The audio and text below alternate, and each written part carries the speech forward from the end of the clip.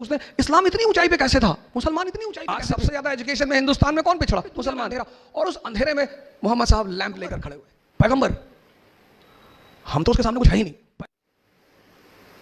ये पहला मंत्र है सफलता का, पढ़ना नहीं है।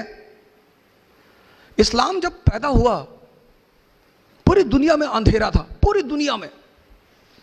आप कभी इस्लाम की हिस्ट्री पढ़ो, यूरोप औरतें जलाई जा रही थी विच हंटिंग के नाम पे, विच हंटिंग। हिंदुस्तान सती प्रथा, चीन में तो लड़कियों को ऐसे ही मार डालते थे। पूरी दुनिया में अंधेरा, और उस अंधेरे में मोहम्मद साहब लैंप लेकर खड़े हुए। इस्लाम, प्रेम, मैसेज। हुजूर साहब गुजरते थे एक रास्ते से, कोई महिला उनके ऊपर डेली कूड़ा फेंकती थी। हमारे आपके ऊपर फेंक दे, हम तो गोली चला दे तुरंत कि वह कूड़ा फेंकोगे, वो भी हम मतलब मैं, वाजीराम के टीचर, इतनी औकात तुम्हारी। पैगंबर, पैगंबर, हम तो उसके सामने कुछ है ही नहीं। पैगंबर, मालिक का सीधा हाथ है उस आदमी के सर पे। एक दिन उस महिला ने कूड़ा नहीं फेंका, वो मकान के अंदर गए, पता किया कि मोहतरमा कहाँ है, पता चला बीमार है। गए, हालचाल पूछा, कहा मालिक से दुआ करूंगा कि आप जल्दी ठीक हो जाए।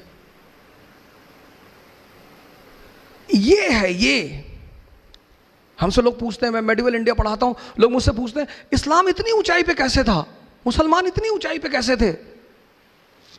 स्पेन से लेकर चाइना सी, कैस्पियन से लेकर हिंदुस्तान, पूरे इलाके में मुसलमानों का कब्जा। क्यों?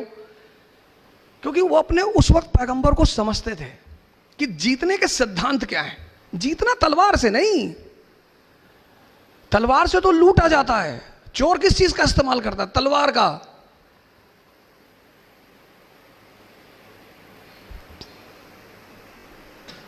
ये मैसेज है, मैसेज। इकरा शब्द फैजल साहब ने लिया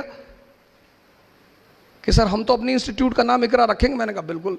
मैंने कहा, इन्होंने मुझसे पूछा कि हम इंस्टीट्यूट का नाम क्या रखें, हमने कहा इकरा रखो, बड़ा अंधेरा है दुनिया में।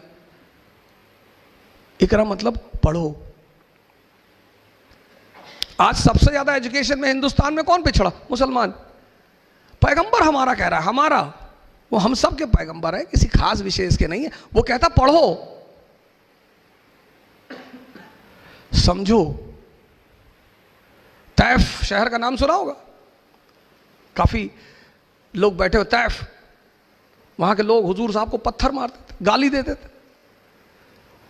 अब हमको कोई यहां गाली दे, और सैफिर यहां के कमिश्नर है, धौले साहब आईजी है, तो मैं तो जाके इनसे कहूंगा कि सब एनकाउंटर करवा दो, मरवा डालो इनको, ये हमको गाली दे रहे सब।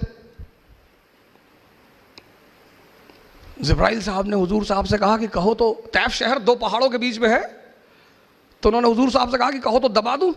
अरे बोले नहीं, जाने दो। ये लोग, ये जो मुझे पत्थर मार रहे हैं ना, किसी दिन यही हमारे पैरोकार होंगे। मैसेज। आप पढ़ते को स्ट्रेस लेकर पढ़ना है मुझे नहीं, समझना है।